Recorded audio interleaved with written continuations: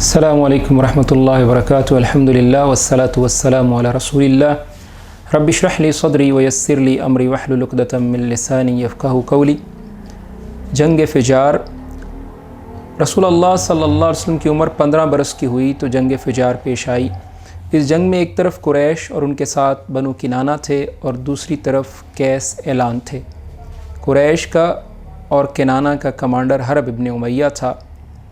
پہلے پہر کنانہ پر قیس کا پلہ بھاری تھا، لیکن دوپہر ہوتے ہوتے قیس پر کنانہ کا پلہ بھاری ہو گیا۔ اسے حرب فجار اس لیے کہتے ہیں کہ اس میں حرم اور حرام مہینے دونوں کی حرمت چاک کر دی گئی۔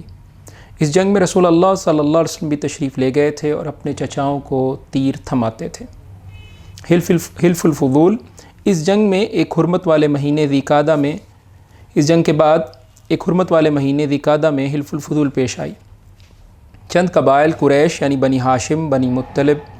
بنی اسد ابن عبد العزیٰ اور دیگر قبائل کے لوگوں نے اس کا اہتمام کیا۔ یہ لوگ عبداللہ ابن جدعان تیمی کے مکان پر جمع ہوئے کیونکہ وہ سن و شرف میں ممتاز تھا۔ آپس میں عہد و پیمان کیا کہ مکہ میں جو بھی مظلوم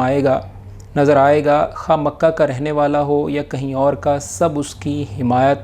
اور مدد میں اٹھ کھڑے ہوں گے۔ رسول اللہ صلی اللہ علیہ وسلم بھی اس اجتماع میں شریک تھے اور آپ رسالت کے بعد یہ فرمایا کرتے تھے کہ میں عبداللہ ابن جدعان کے مکان پر ایک ایسے معاہدے میں شریک تھا کہ مجھے اس کے عوض سرخ اونٹ بھی پسند نہیں، اور اگر دور اسلام میں اس عہد و پیمان کے لیے مجھے بلایا جاتا تو میں لبیک کہتا۔ اس معاہدے کی روح عصبیت کی تہ سے اٹھنے والی جاہلیت کے منافی تھی۔ اس معاہدے کا سبب یہ بتایا جاتا ہے کہ زبید نامی ایک شخص نے جو کہ سامان مکہ لے کر آیا تھا، آس ابن وائل کو سامان بیچا۔ آس نے اس کا حق روک لیا۔ اس نے حلیف قبائل عبدالدار، مخزوم اور دیگر سے مدد کی درخواست کی، لیکن کسی نے توجہ نہ دی۔ اس کے بعد اس نے جبل ابو قبیس پر چڑھ کر بلند آواز سے اشعار پڑھے اور اپنی مظلومیت کی داستان سنائی۔ اس پر زبیر ابن عبد المطلب نے دوڑ دھوپ کی اور کہا یہ شخص بے یار و مددگار ہے۔ ان کی کوشش سے اوپر ذکر کیے گئے قبائل جمع ہوئے، پہلے معاہدہ طے کیا اور پھر آس ابن وائل سے اس شخص کا حق دلوایا گیا۔ جفاکشی کی زندگی۔ ابتدائی شباب میں رسول اللہ صلی اللہ علیہ وسلم کا کوئی معین کام نہ تھا، البتہ یہ خبریں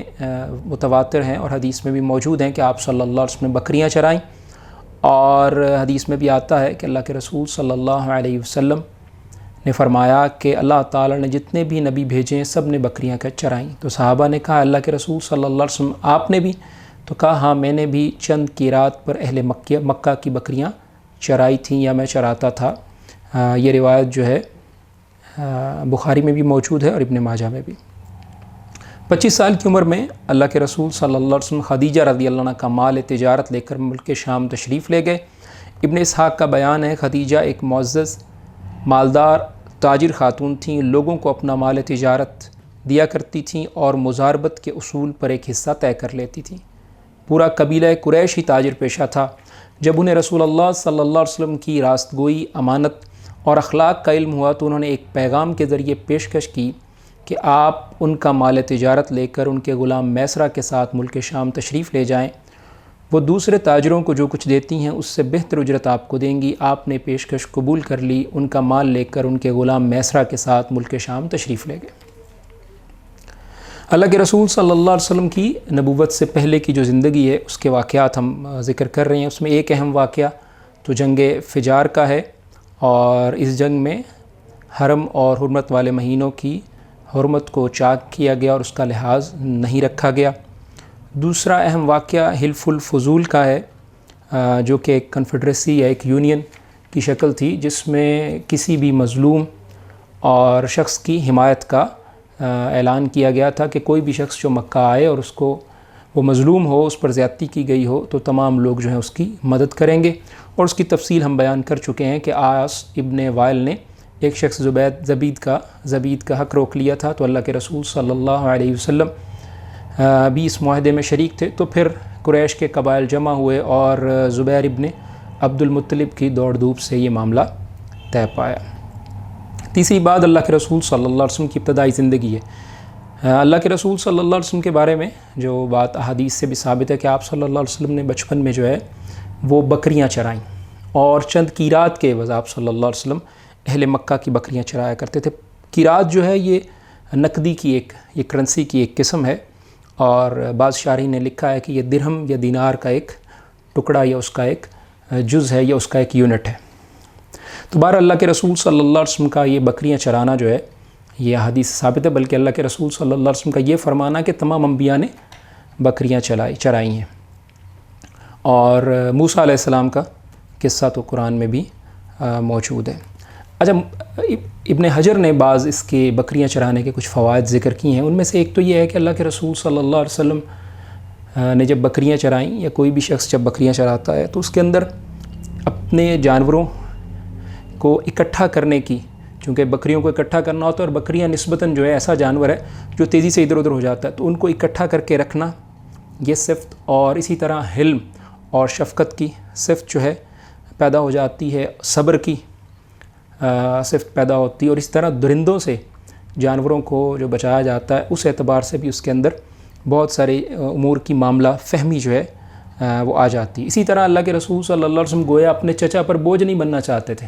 تو آپ صلی اللہ علیہ وسلم نے یہ بکریاں آپ صلی اللہ علیہ وسلم نے چرائیں۔ اسی طرح آپ صلی اللہ علیہ وسلم کو دنیا کے جو معاملات ہیں اس کا بھی اس سے اندازہ ہوا۔ مزید یہ کہ آپ صلی اللہ علیہ وسلم نے بکریاں چرانے کے علاوہ تجارت کی،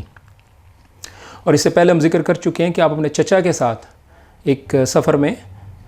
شام تشریف لے گئے، بصرہ، جہاں راہب کا واقعہ پیش آیا۔ تو اس سے یہ بھی اندازہ ہوتا ہے کہ اگر حالات مناسب ہوں تو بچوں کو بچپن سے کام کے اندر انوالو کرنا جو ہے اس میں کوئی حرج کی بات نہیں ہے۔ اس میں ایک تو بچوں کے اندر احساس ذمہ داری پیدا ہوتا ہے، اور دوسرا آپ کا بھی اکثر وقت جو ہے بچوں کے ساتھ گزرتا ہے، اگر آپ اپنے ساتھ ان کو کسی کام میں انوالو کرتے ہیں یا شریک کرتے ہیں ان کے فاضل اوقات میں یا ایکسٹرا اوقات میں حسب حالات۔ اچھا، ایک چیز جو اب مزید سامنے آئی وہ یہ کہ اللہ کے رسول صلی اللہ علیہ وسلم جو تجارت کیا کرتے تھے اس کے نتیجے میں آپ صلی اللہ علیہ وسلم کی شہرت اتنی اچھی ہو گئی کہ آپ صلی اللہ علیہ وسلم کی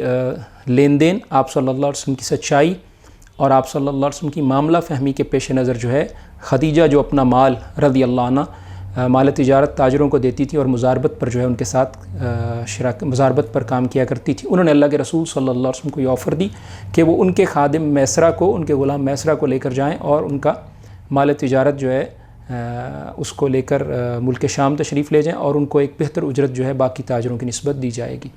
تو اللہ رب العالمین مجھے اور آپ کو رسول اللہ صلی اللہ علیہ وسلم کی سیرت کی سمجھ دیں اور اس پر عمل کی توفیق عطا فرمائیں۔